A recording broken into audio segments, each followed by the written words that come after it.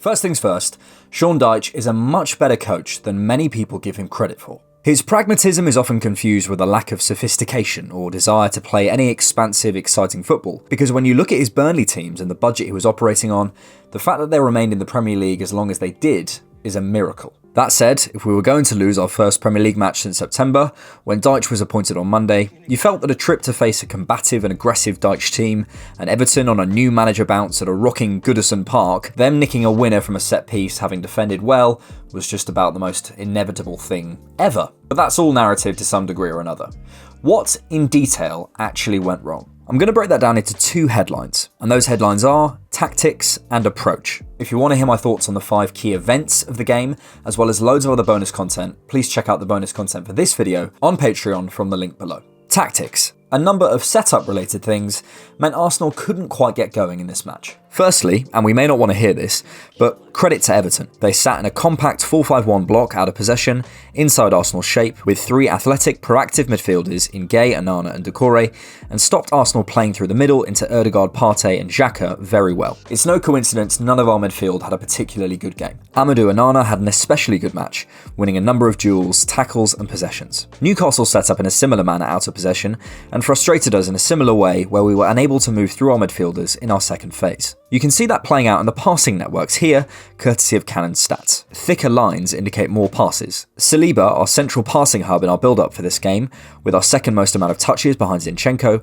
barely passed to Partey and couldn't get the ball to Ødegaard. And look at the position of Everton's midfield 3. The centre was packed, so Arsenal were forced wide. But then Everton worked hard to shut down our wide players too. Once the ball was forced wide, they shuttled across, and often double or even tripled up on Saka and Martinelli, so they had nowhere to go. Usually, however, Arteta finds another way through this at some point, and sometimes it comes from Zinchenko acting as a kind of spare man for all phases. But on the day, Zinchenko's positioning was far too high for me. He found himself back to goal far too often, and couldn't control the game at the rate he normally does when he faces play, though he was still one of our most progressive players. I also felt he was clogging the space on the left-hand side and creating issues for Martinelli, often forcing him wide into poor receiving angles. Consider where Martinelli often receives the ball versus Saka, and how dangerous the positions are compared to one another. Look at his average position in this match against his average position against Tottenham, where he had a superb game. He's slightly further back there. It changed in the second half and it became more of our usual 5+5, but I really think it affected our dynamic in the first half. I think Zinchenko was just keen to make a difference. With Everton's press being so high,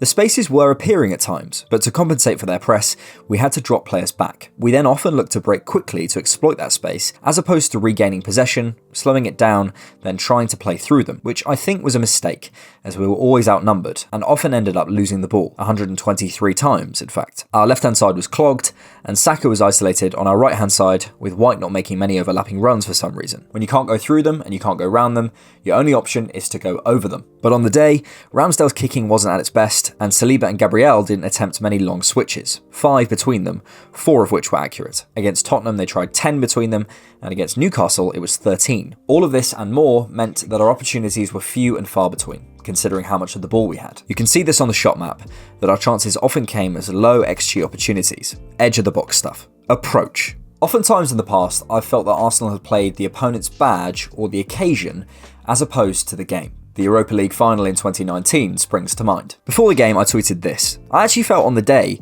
we should have paid attention to the occasion for a few minutes because it would have been to our benefit. I just think we took the wrong approach. We knew it would be tough, we knew Goodison would be up for it, and we knew Dyche would have them compact and well drilled. Compare the spaces available against Everton under Lampard to this game. This was always going to happen. I always felt that we needed to take the sting out of the game immediately by passing it around in our build-up, not taking risks, getting our rondos going and moving the ball quickly. Crucially, not losing the ball. We'd settle the crowd down and then be able to move forward, but it didn't happen, and it ended up in the basketball game that Everton wanted at times. I think this bled through and is kind of summed up by the goal. Look how easily Ødegaard is bullied off it. That's a team buoyed by a crowd, a new opportunity and a new dawn at their club. The crowd roared for every set piece, every tackle, every positive action, and I was disheartened, to be honest, to see our more experienced players not stepping up and calming the game down by putting their foot on it sooner. Zinchenko getting pulled into scraps late on isn't a good look, frustrated as he may be. And the fundamental fight wasn't there. In terms of the duels, we simply weren't good enough, and we know that technically we're better than them, so the mental side of things must come into play. The yellow side is duels won,